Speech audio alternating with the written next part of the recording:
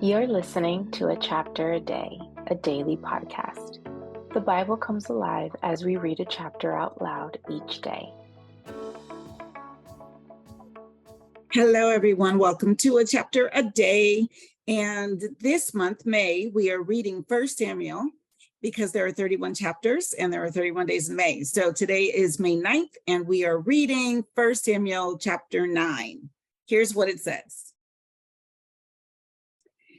There was a Benjamite, a man of standing, whose name was Kish, son of Abiel, the son of Zeror, the son of Becherath, the son of Aphiah of Benjamin.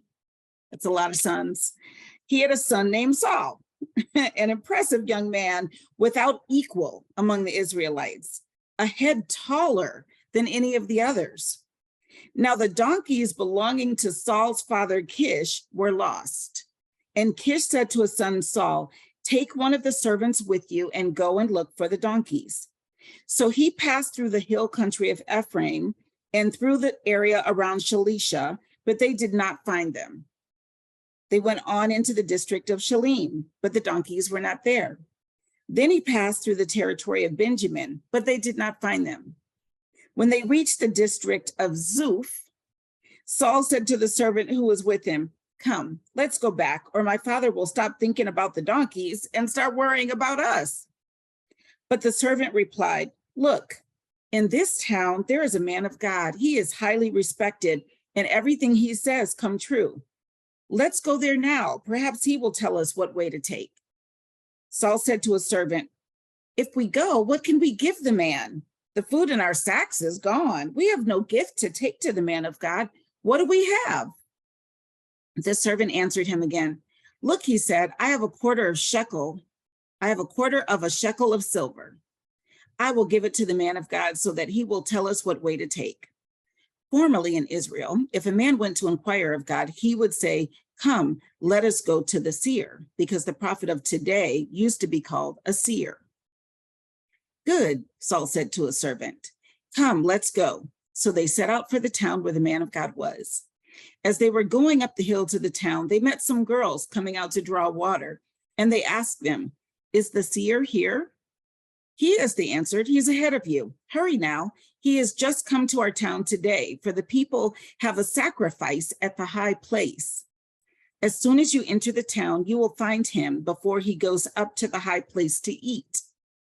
The people will not begin eating until he comes, because he must bless the sacrifice. Afterward, those who are invited will eat. Go up now. You should find him about this time."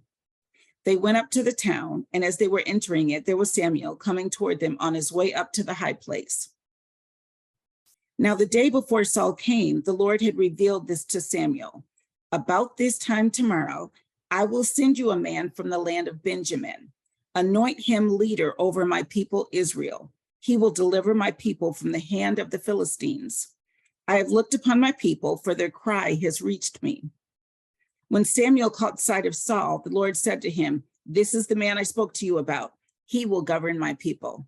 Can you imagine? Cool. Saul approached Samuel in the gateway and asked, "Would you please tell me where the seer's house is?" "I am the seer," Samuel replied.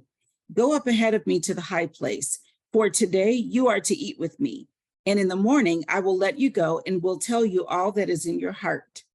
As for the donkeys you lost 3 days ago, do not worry about them. They have been found. And to whom is all the desire of Israel turned, if not to you and all your father's family?"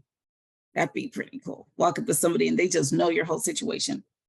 Saul answered, "But am I not a Benjamite from the smallest tribe of Israel? And is not my clan the least of all the clans of the tribe of Benjamin? Why do you say such a thing to me?" Then Samuel brought Saul and his servant into the hall and seated them at the head of those who were invited, about 30 in number. Samuel said to the cook, "Bring the piece of meat I gave you, the one I told you to lay aside." So the cook took up the leg with what was on it and set it in front of Saul. Samuel said, "Here is what has been kept for you. Eat, because it was set aside for you for this occasion, from the time I said, 'I have invited guests.'" And Saul dined with Samuel that day. After they came down from the high place to the town, Samuel talked with Saul on the roof of his house. They rose about daybreak, and Samuel called to Saul on the roof, "Get ready, and I will send you on your way." When Saul got ready, he and Samuel went outside together. As they were going down to the edge of the town, Samuel said to Saul, "Tell the servant to go on ahead of us." And the servant did so. "But you stay here a while, so that I may give you a message from God." Dun, dun, dun. All right. So I guess in chapter 10, which is tomorrow, we'll be hearing what that message is that Samuel's about to give Saul. I can hardly wait. I will see you tomorrow for a chapter a day. Have a great evening, everyone.